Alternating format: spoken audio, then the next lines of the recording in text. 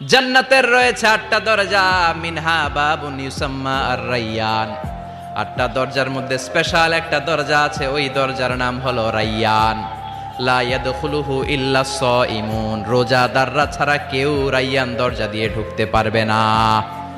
আবার বিশ্বনবী বললেন, মান দাখালাহা লাম ইয়াজমা আবাদা, একবার রাইয়ান দরজা দিয়ে যে ঢুকবে চিরকালের জন্য তার গলার তৃষ্ণা মিটিয়ে দিবে কে? সিয়াম যারা পালন করবে তাদের জন্য আল্লাহ তাআলা এই দরজা দিয়ে ঢোকার পারমিশন দিবেন।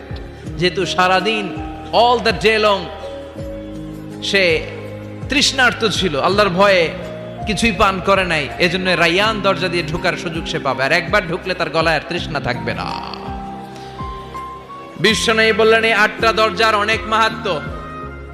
সাহাবাদেরকে নিয়ে জান্নাতের দরজার বর্ণনা দিয়ে বিশ্বনবী বললেন, তোমাদের মধ্যে এমন একজন সাহাবা আছে, জান্নাতের প্রতিটা দরজা ওই সাহাবাকে ডেকে ডেকে বলবে, আপনি আমার দরজা দিয়ে জান্নাতে ঢুকেন।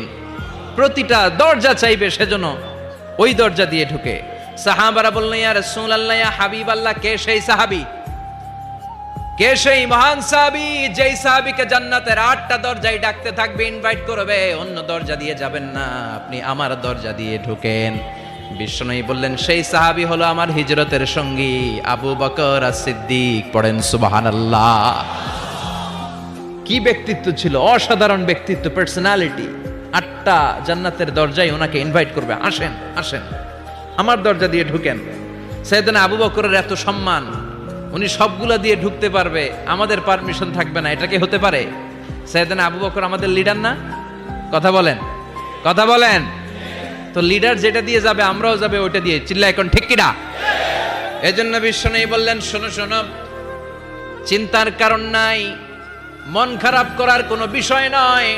প্রতিদিন সালাত কায়েমের আগে যে তোমরা ওযু করো, এই ওযু করার পর কেউ যদি